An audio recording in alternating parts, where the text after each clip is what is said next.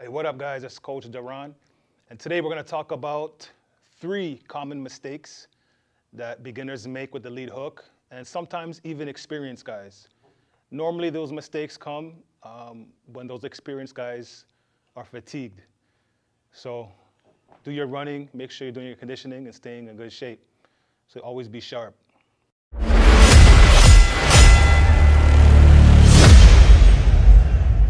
Okay, so I'm just going to throw this hook.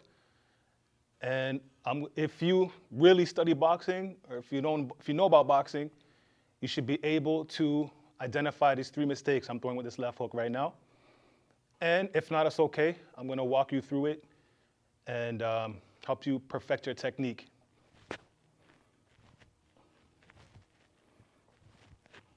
Obviously, that's an ugly left hook, lead hook. First mistake, if you know boxing or if you've been studying boxing, is where's my hand?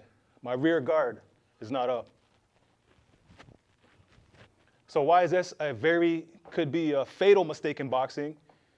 You get stopped, get knocked out, get your jaw smashed.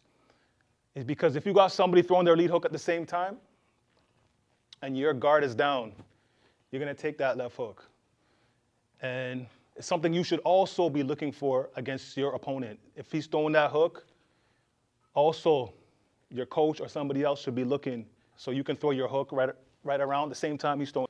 You'll beat him to the punch. So throw your hook, get into the habit, okay? Act like you're on your cell phone and keep that guard up. Okay, second mistake is, if you notice, I'm slapping the hook. So I'm hitting with the inside of my glove as opposed to the knuckle. And first things first, that's not even a scoring blow in boxing. They won't even count that.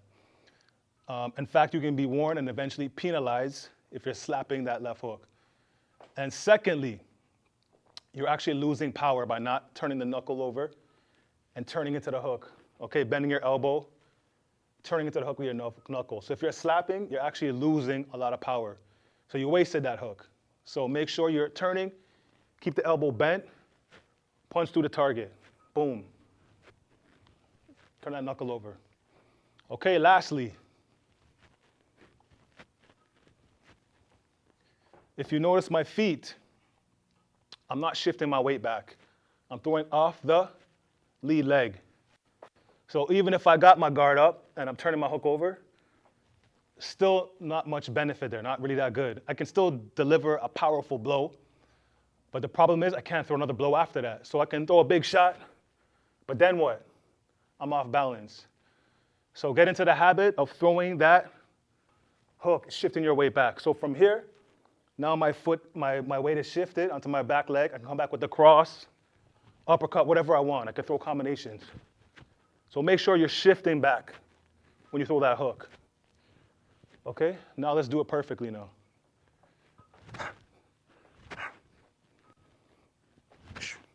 All right, now I'm going to talk about and demonstrate the mechanics of a good hook.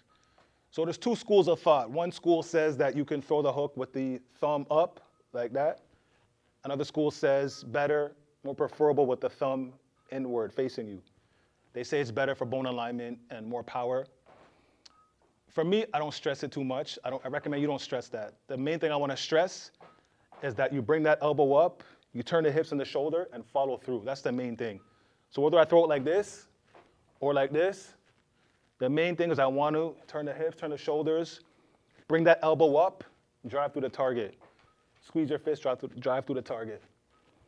Either way, that's going to be a very powerful shot, especially if you set it up right. In the previous video I did on the money shot, I gave you several ways on how to set up that big lead hook. All right, so the next thing is keep your chin down when you're throwing that hook. So again, a lot of guys tend to do this. So you may have a good hook, but you're still open to taking another counter shot from your opponent, whether it's his hook or whatever the case is. So keep your chin down, okay? And throw that behind the shoulder.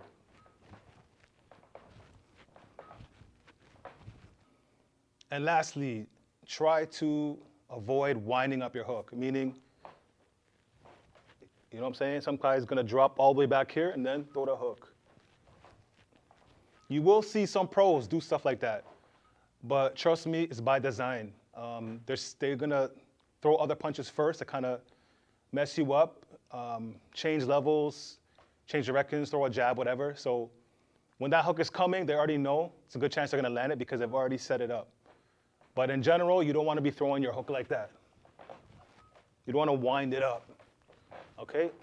Learn the textbook way of throwing the hook. Short, sweet, and quick.